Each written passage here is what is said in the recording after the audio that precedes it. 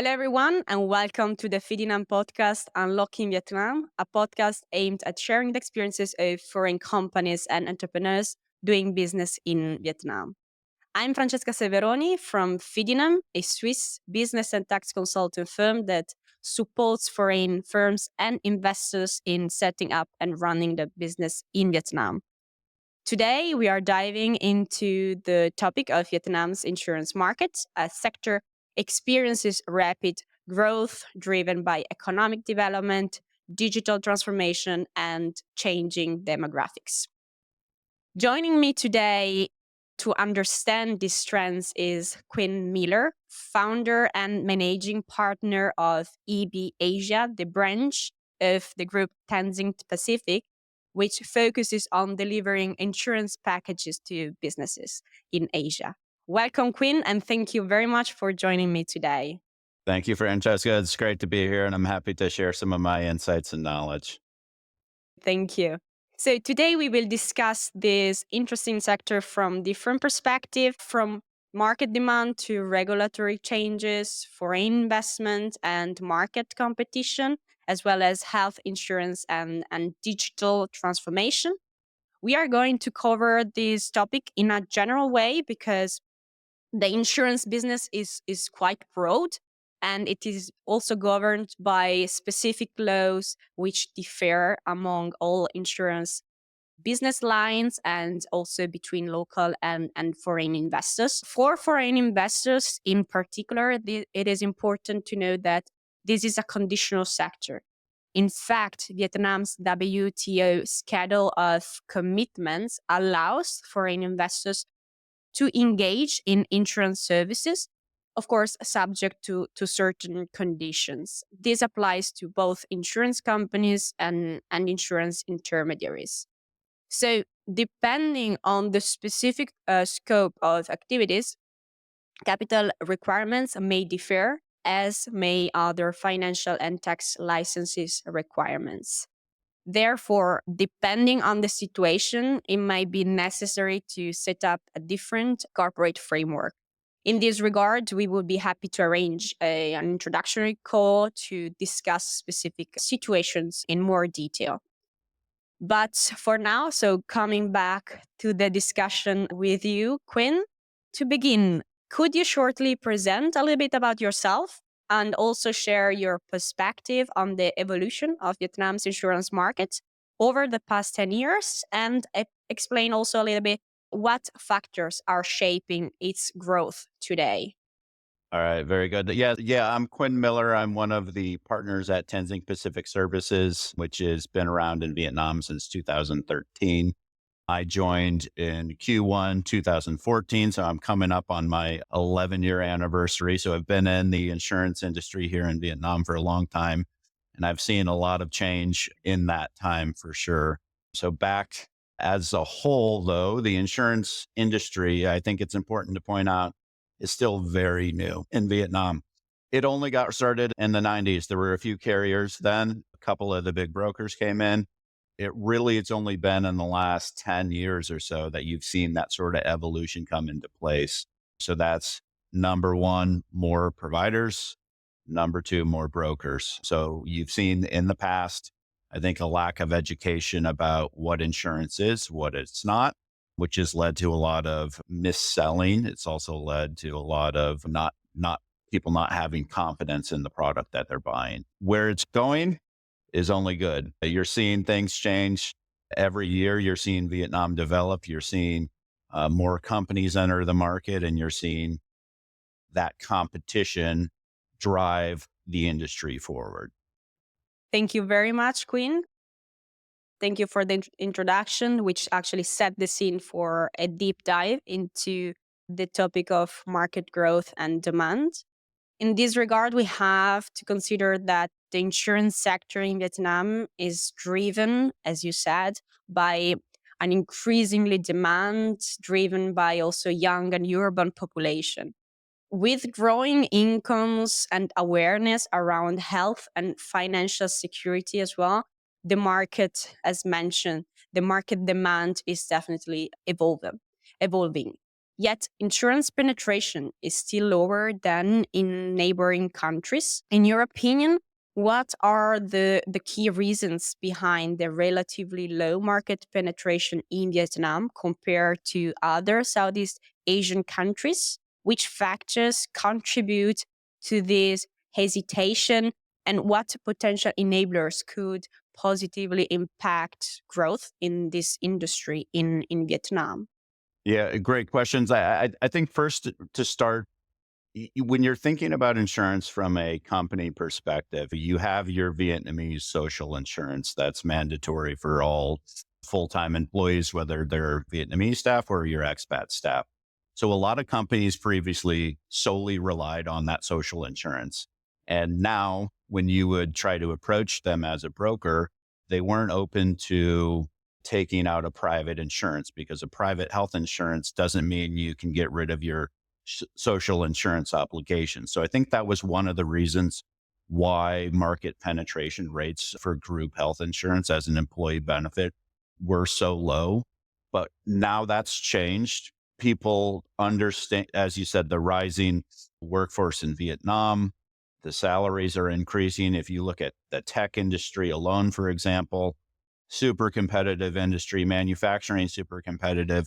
And companies are finally starting to realize that, hey, it's not purely just about the salary anymore. We have to offer a private group health insurance as part of our package if we're looking to attract and retain your best talent. Otherwise, what happens is you're going to have a sort of revolving door of employees, which I don't think any business owner wants to have. That's, I would say, it's been the biggest contributing factor to the growth from the employee benefit side. Is it's no longer seen as, hey, this is something optional. It's more seen this is mandatory.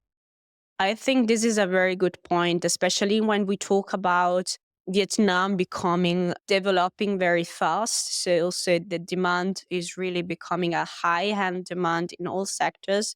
So in terms also of attracting people, qualified people, I think it is very important to start also thinking about other ways to give to them the proper incentives in the long And term. and there's also there's a rising cost of healthcare, not just in Vietnam and Asia as a whole. It's usually, so it's called medical inflation, and that's usually runs around 9% per year. So that's hospitals building new facilities, hiring more doctors, getting better equipment. So the cost of healthcare in Vietnam, if you're relying solely on the social insurance and public hospitals, there's a whole bunch of gray area. It's a bit of a mystery box as to how it works, what's the process. And so a lot of people are looking to shift their healthcare away from the social insurance and more towards the private hospitals.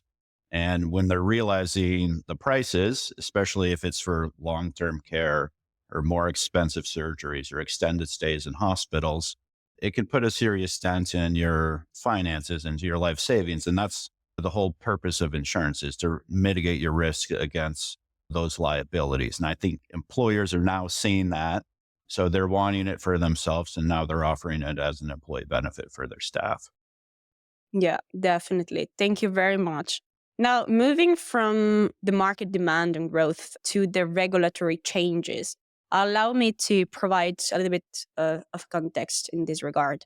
So, this year, significant regulatory updates, such as the adoption of IFRS 17 standards, are impacting how insurers operate in Vietnam. Taking the example of IFRS 17, this is a transformational step for the insurance sector to align with global standards. While it presents operational and financial challenges, the move is expected to improve the overall stability, transparency, and also attractiveness of the Vietnamese insurance market to foreign investors. And this is just one example of Vietnam's effort to develop its financial and regulatory infrastructure with the ultimate goal of fostering a competitive and also resilient industry, better equipped to serve a growing and increasingly sophisticated customer base, let's say. Now, as the insurance sector matures, such improvements are expected to increase. So, in your opinion, based on your experiences, How have regulatory changes over the past decade impacted insurance businesses in Vietnam? How has the industry evolved, and what future trends do you foresee in this regard? Yeah, great question. Historically speaking, it's not an overly regulated market in some regards. There were a lot of regulations in place that I think actually hindered growth. It hindered user experiences, not only for the end user, but also for the insurance company and brokers. Before, physical copies of every paperwork were required to submit claims. And now you're starting to see things more go towards you don't have to submit physical copies anymore. But as a whole, if you look at Asia, Vietnam's got a long way to go. It's not a market like Hong Kong. It's not a market like Singapore, which are very regulated. So a lot of companies, when you're looking at not health insurance, you're looking at business insurance, it's not a mandatory requirement. So what we see typically is people who are reaching out for public liability insurance or property insurance or professional indemnity insurance.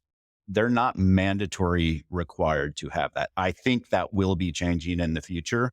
Right now, what we see is people who are reaching out for that type of insurance. They're doing it more so because they need it to secure a contract that they're trying to win.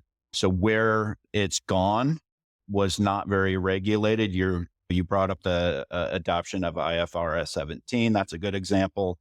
There's lots of development that's going to only continue. And the digital transformation is really the next stage. So right now, there's no digital application forms at all. Everything's still a paper application. So that slows everything down. Claims get paid very slowly because of this as well. So that's really the next evolution, is to digitalize, make things easier, have more apps available. Some providers have apps, some don't. Have more payment installment options. Right now, if you are paying quarterly, it's not an auto charge. That's a regulation that would, for example, need to change, because right now it's a quarterly payment that requires somebody to do a bank transfer 4 times a year rather than on a personal policy, put it on your card and have it auto charged. These are the sorts of changes that I foresee happening in the next 2 to 3 years. I think Vietnam is very aware as a whole that digitalization needs to happen, and that includes the insurance industry. So I'm excited to see the changes that are coming ahead.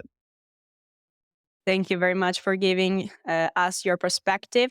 I think that having seen now Vietnam, how also quickly they try to improve, and this also regards this kind of regulations to also to attract foreign investors, but also to retain foreign people that are already in Vietnam. This is something that they need to adjust, and as you mentioned, they are already aware about it, and we'll see how they will do it in the next couple of years. So thank you very much.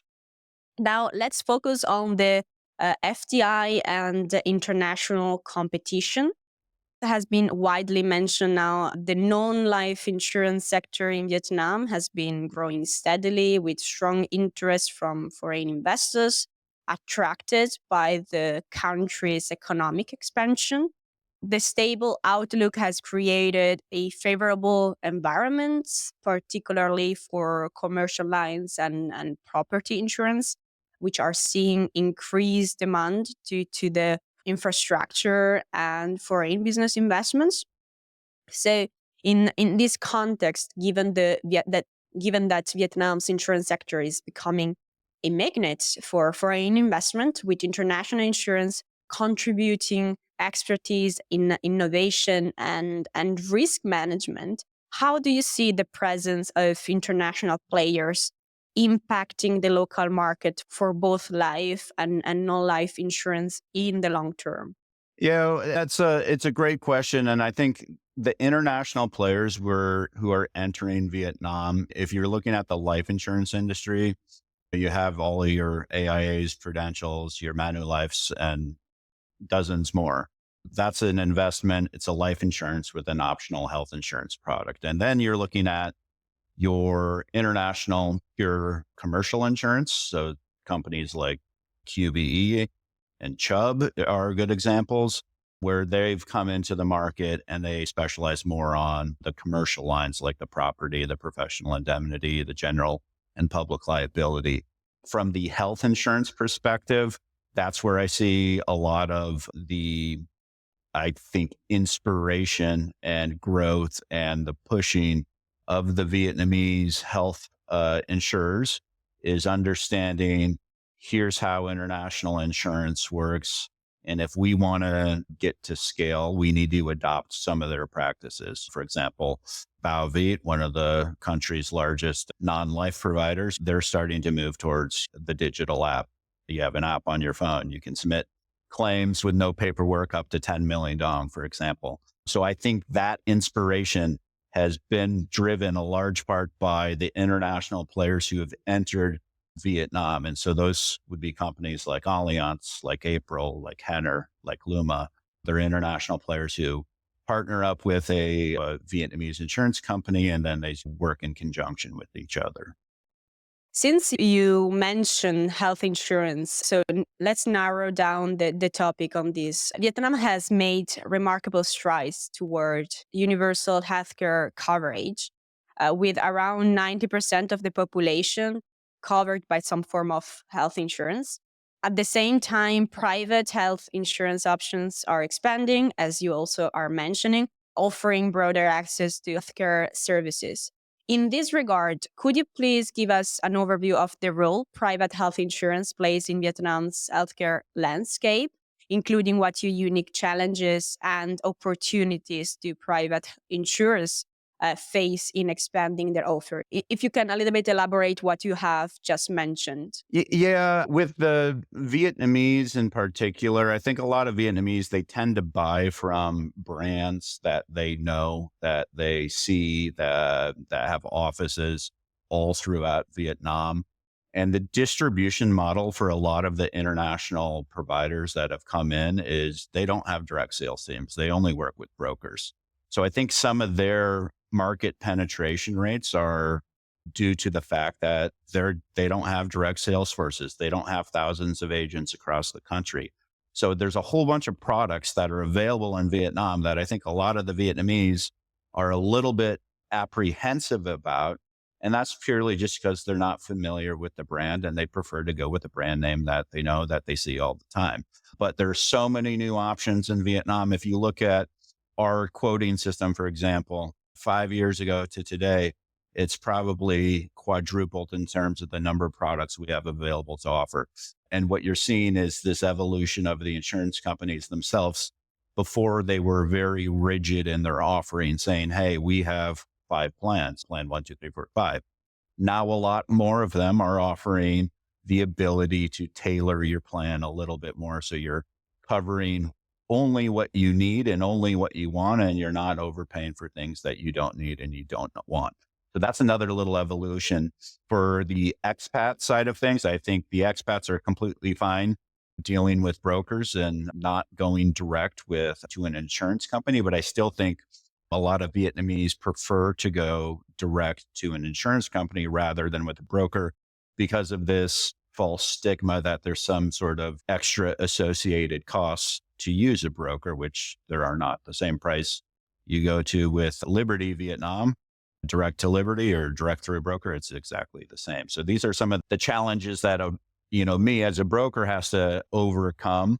But as a whole, that market evolution, there's so many more products, again, from some of those names I just mentioned, Allianz, April, Henner, Luma. Those are 4 examples where just between the 4 of those, they would have thousands of plan combinations where you can tailor your plan based off of the benefits you want, the limitations of those benefits, your coverage area, your deductible, whether you want just Southeast Asia, or if you're looking for a more international policy, that's worldwide, excluding the USA, for example.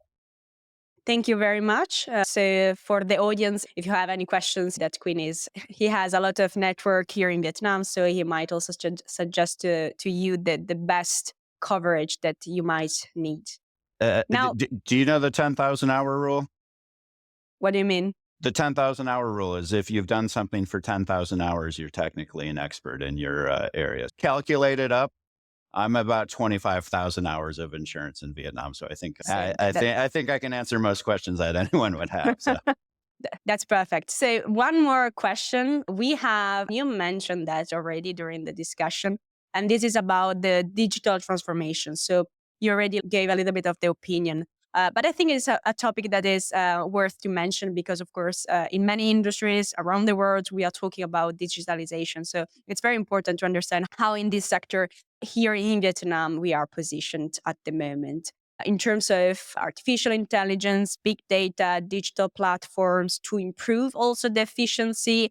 What are some of the most promising digital innovations currently reshaping this sector? If there is, are insure tax and tech partnership making insurance more accessible to younger digital first consumers, or is there still a long way to go in this direction? What's your experience on that? it's a fantastic question. And it's a subject I'm quite passionate about because it's a major pain point and a thorn in my side and my whole team side is why aren't things more digital? Why isn't everything on an app? Why isn't there automated underwriting if the person's not declaring any pre-existing conditions, for example? Some of those regulations, they will change. It's just a matter of when. Those are the sort of regulations that are holding things back. But for example, most insurance companies now, they're no longer issuing physical insurance cards. They're no longer issuing physical policy documents or certificates and folders. Everything is on an app. That's one evolution that's already in place. I think the next evolution in place needs to come more on the underwriting side of things, where it shouldn't take 3 to 4 business days to turn around a clean application. That should automatically happen. And underwriting decisions do need to happen quicker using AI. The same could be said for claims decisions as well. Those ones I think will take a little bit longer to kick in, whether that is 2 years from now, 3 years from now. But the way things are going, I'm very confident that the government understands that digitalization must occur. And that will only make things easier for all parties involved. I think the government is very well aware about it. They have also some sort of plans for the next coming years. So definitely finger crossed that we are going to see that also in the insurance sector. Everything will be easier. And by the way, in this regard, we will have also another episode regarding digital transformation or digitalization in general. So stay tuned for the next episodes. Thank you very much, Quinn, for sharing your insights into Vietnam's insurance markets today with me. Thank you very much. I think you provided a lot of interesting insights. So thank you very much. And thank you to everyone for listening. If you have any questions about the best insurance cover for you and your business, or how to set up and run your business in Vietnam, please have a look in the description section. You will find our contact information, and myself and Quinn, we would be very happy to get in touch with you and also to have an introductory call if there is the wish to. More episodes to come, as I mentioned, so stay tuned and bye.